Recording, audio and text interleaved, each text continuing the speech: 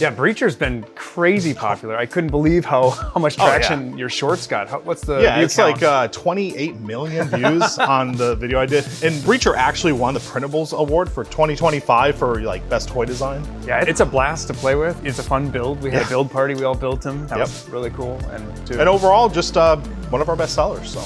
Yeah. Good stuff. Welcome to the Dart Pulse, your first look into new and upcoming products, games, and events. The show that's your #1 source for everything you need to know in the foam flinging hobby. I'm DrFlux. And I'm Luke. And this is the Dart Pulse. Breacher's a lot more than just hype too. It's a lot of fun to build. It's a ton of fun to play with. I know you guys had a blast at the mall battle. Yeah. I try to run at least once or twice every battle I go to now because this is so fun. I keep on printing shells and just keep playing with it. It's just a great product and highly recommend it for, I'd say, moderate skill level. Yeah, it's definitely not probably your first build I would pick because it does require a little bit more tuning. After you've built something else, if you've built a Caliburn, you're probably ready to take it on. And now for some shop updates. We actually have a new blaster coming. I'll let you talk about that one, Yeah, Luke. this is the Feng Thunder, and it is a bolt action blaster. It's got metal internals, and it's kind of a more affordable version of the Quinlan. Sizing is very similar. It's got really good ergo. The downsides, I'd say really the build quality is a little bit less than, say, Workers. The but material it's thick. feels good, It's still built well. I think just the obsession and attention to detail is not as high. Yeah. But it comes in at a lot lower price point and can hit those 200 to 300 FPS ranges. I think we're gonna have this up on the shop for about 140. So it's a more affordable option. One thing I'm seeing, Oh yeah, go for it. One thing I'm saying, because I have had customers ask if Quinlan's come in ambidextrous. Well, that thing does. Right out of the box, you can swap this and do left-handed, which I know for a lot of people, that's a big request. But yeah, Feng Thunder is a pretty cool blaster. We will have a full video on this as well. Nice. We just got these on the shop this week. They're up now.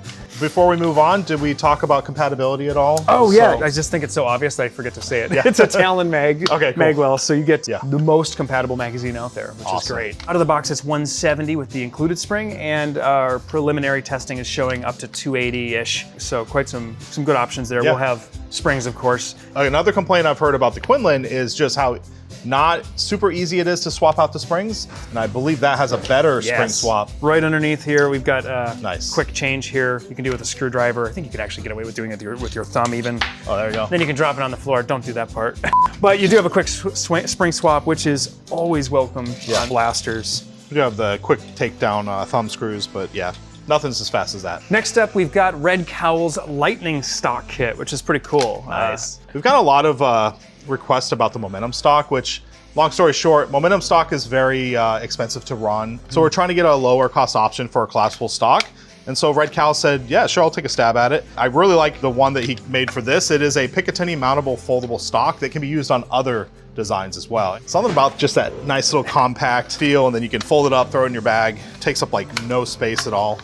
Just, I really like it. And someone might ask, why are you putting a stock on a pistol? You eliminate all of the muzzle wobble that you have from pulling the trigger. So I actually really like playing this route. I do it for point of memory, because it's like you want to go to the same spot every time. And the stock does help me to go, it kind of trains you to go to the same spot. The one downside with the Picatinny stock is that you can't get to the screen or see the screen. So the cool thing is he designed this with a quick release thumb screw, so you can take the whole thing apart really quickly. You can do this on your own and print them. The files are up for free on Printables, so they're available now, and we have hardware kits if you want them. And now for our Q&A. This is a section in which you can ask us questions. We've put together a few of them. We're going to answer them today. The Cybermedic asks, will you be offering your own low power springs for the ZWQ S400 Zebra? Yes, definitely. We're still working out the details as far as what those springs will look like, but we'll have options. It's like one of the most common things we get now is reducing FPS. It comes up over and over because all of the hobby stuff hits so hard now. Yes, as soon as it launched, ZWQ pretty much came out with a really high powered spring. So yeah, a lot of people have been asking, hey, can we knock this down a little bit? There's a low power spring and a really high power spring, but we got to get everything in between. So yeah, we'll have that in the future here. Next up, Chang Chua. Hopefully I've got the name right. I've got a clear worker Seagull. What type of attachment and accessories would you recommend to buy first? Ooh. That's a very wide open question. It's a big question. We actually take a lot of time. I know Perry and all of us on the team, we try different things that go with blasters, and then they actually put a collection of all the various things. Maybe if you don't like the stock, you can change out the stock. If you don't like the forward priming handle, then we have different options for that. And of course, we do have upgrade springs. My personal ones for the Seagull right away are, I don't like the foregrip that it comes with. I like going with the full-size vertical foregrip. And same thing with the stock. I like to choose like an actual buffer tube stock. We've got a worker one that's got a nice rubber TPU. I like that premium. It's called the premium worker buffer tube stock. Yeah, it's a good one. Yeah. The next big thing for me is picking up a B car. You're going to get better results with a B car almost universally. And there are a number of them listed there that are all great. I kind of like as a starter one, the worker one's nice because it's modular. Yeah.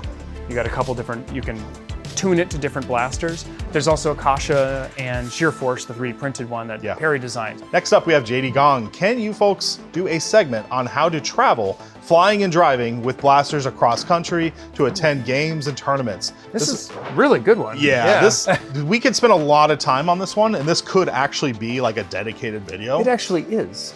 So we already have a video on this, but we can do like an abridged version here. Yeah, and so actually I had a customer ask recently a similar question. I sent that video. It could maybe use a little bit of updates. Yeah. We'll leave a link down in the description for that video, but you want to hit some of the high points Yeah, I of think it? we hit the high points. The main thing is never bring a blaster or a magazine on the plane.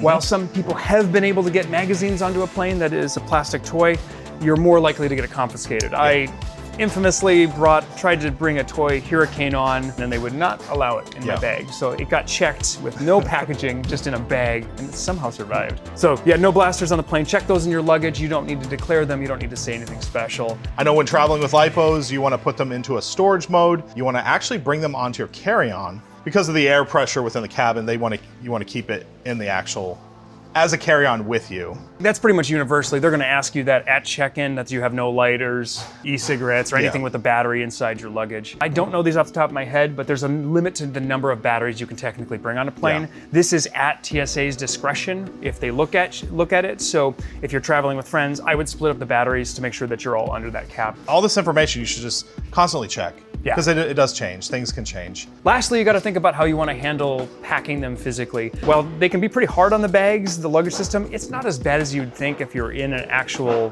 bag. Just think about how things are they're gonna get moved around. Yeah. So the more you can secure them and wrap them. I just wrap mine in clothing or other packing material if I need it, but typically I don't go too crazy with a bunch of bubble wrap. Now, if you're talking a more expensive blaster, you might want to put that inside a separate case inside your luggage to ensure that it reaches the destination safely. Some stuff I recommend to partially take apart. Like like a Quinlan's a good example. You can take it apart into 2 sections. It kind of breaks it down. You can wrap it up a little safer. They also ask about driving. Yeah, driving's pretty easy overall. The main thing is you're gonna want to watch out for heat. So if you've got a 3D printed blaster printed in PLA or even PETG on a really hot day, don't leave that in your car. Lipos, like anything valuable, should come into any building with you unless the weather is not freezing or not hot, because you don't want to leave a lipo battery in a hot car. That could be a bad situation. Yep. And speaking of traveling for events, Ragnarocktoberfest has been announced. This is a HVZ or HVH, humans versus zombies type of event that's been going on for 7 years. Yeah. I've been to about 3 or 4 years of worth. I know you've been to a lot. I think I've been to, did I miss any? I don't think I missed any of them. Yeah. I've been to all of them. By the way, this is down in San Jose, California, and this year's theme will be spies. Event takes place October 2nd through 4th. The first day is basically a trade show where you get to see, we'll be there with a booth showing off blasters. Second day is the humans versus zombies. And then the third day is competitive and some traditional super stock play. So there's a little bit of something for everybody. It's a really great weekend, whether you come for a day or you come for the whole weekend. It's gonna be a blast. There's 4 of us from Out of Darts coming down. We're gonna hit it big, and we always have a blast, so we're looking forward to the event. Next up on the shop, we've got some new wheels. These are our Reaper wheels. Larger diameter with slightly smaller concavity than Nightingales for a little higher FPS. Nice. Up to about 130 on Krakens, and we're still testing. We haven't tested them on Lokis yet, so we're not sure about that yet. But these are kind of a perfect option for Blitz and Freerunner, which have been really popular blasters. I know Flux really likes them. Yeah, they're a blast. I know some of our audience is too young, but Time Crisis too, man. Oh yeah. Still dream of playing that game. Which we do sell 31K, and you can build the Time Crisis pistol. I'm surprised you haven't built it. I didn't know it existed until right now. We should build it. It's That's cool. pretty sweet. It's super cool. So we have a really exciting announcement. We are carrying more Dart Zone blasters because we offer a lot of mods and upgrades for pre-existing Dart Zone blasters, like stuff you'd see from Adventure Force. But now we're actually going to carry some in-house along with some of the spring upgrades and mods and barrels. Yeah, it's nice. And we also, one of the things we wanted to have more of are more entry-level products, and Dart Zone makes some of the best entry-level stuff that's out there, and you know, just great products in general. Now these aren't two we're gonna carry, because these are Adventure Force, so these are Walmart only, or they're Walmart exclusives, but they're very good blasters, so they're worth a shout out as well, and we'll have upgrade springs and other parts, or we already do, because basically this is the same blaster. And another thing that we've seen a lot of people ask about is the actual bamboo dart. Out of Darts has never really carried a bamboo dart. No, and Dart Zone's got the only one available. I believe it's got a patent on it, so that's why there's no other competition that sells it in the US. And obviously we're gonna abide by patents anywhere we can. Another Dart Zone product that's also on the site now are their little pop-up targets, which are really cool. Collects your darts as you shoot through them and gives you somewhere to actually aim at. Next up, we have some upgrades for the Vesper. Starting off is the Gavin Fuzzy Vesper V-Car. Yeah, it improves accuracy by actually having bearings in the tube inside. The B-Car for Vesper is MJF 3D printed, which is a new type I had not heard of. I guess HP has the patent. Is that correct, Barry? Anyway, it's nylon, so it's a really strong piece. It'll hold up just fine.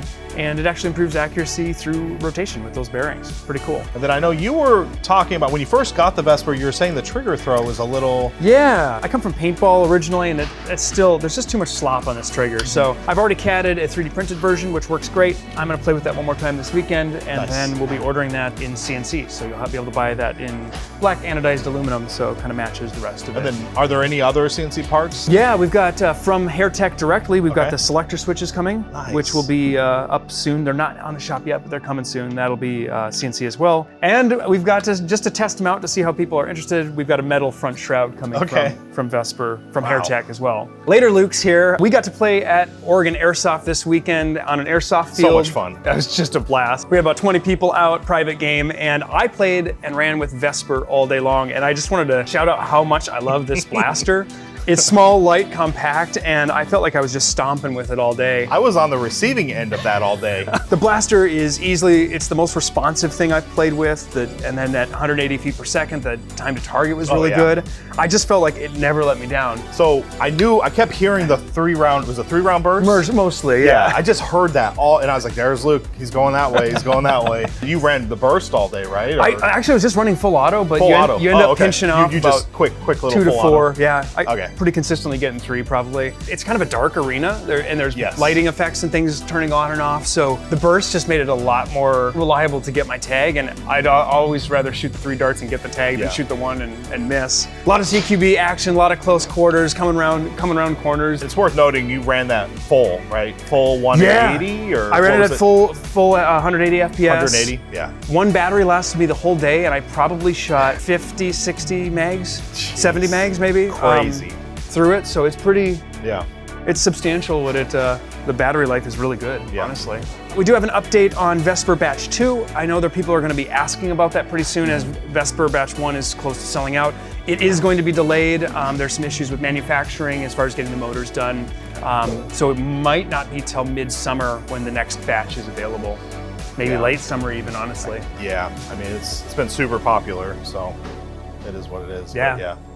After filming, we found out that there's some more blaster leaks from X-Shot, courtesy of General Strife. So let's go ahead and dive into those. First up, we've got Blitz Hammer. It's a top priming Springer with a 40-round full-length magazine. Looks a bit like, just lost it. Is that the Dart Zone Super Drum? Dart Zone Super Drum, or Magnum? Magnum Super Drum. Yeah. Is the drum swappable? It looks like it's swappable, but kind of hard to tell. I would assume so. There's not enough info on the package yet. And there's 2 rings on the actual drum. It looks like the inside does not fire, from what we can tell. Only just the dart outside. swords, your classic Insanity style of darts where darts shouldn't normally be. I would say they're really good at making blasters that are great on thumbnails. Yes, yeah. And this definitely looks like a thumbnail, like just the packaging in general. I don't know, I think it's a cool offering. High capacity, be one of those blasters you can just run with all day at like an all-day event, and just probably would treat you pretty well.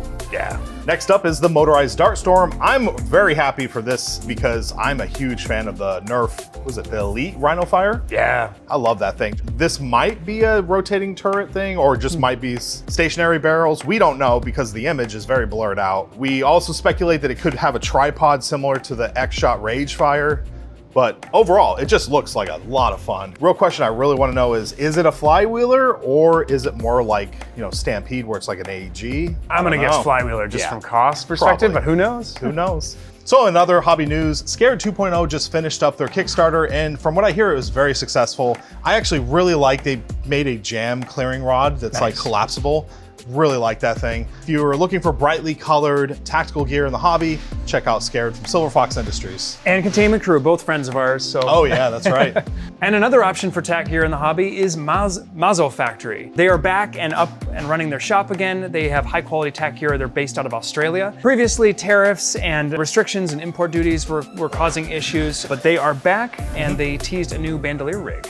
If you made it this far in the video, we want to thank you for watching. And once again, this is sort of our way to engage with all of you more. We get so many questions through email. We answer all that we possibly can, but this gets the information out to more. So if you have feedback, questions, comments, throw it down below. We are reading those, all of us, all the time. Until next time, I'm Luke. I'm DrFlux, and this has been the Dart Pulse.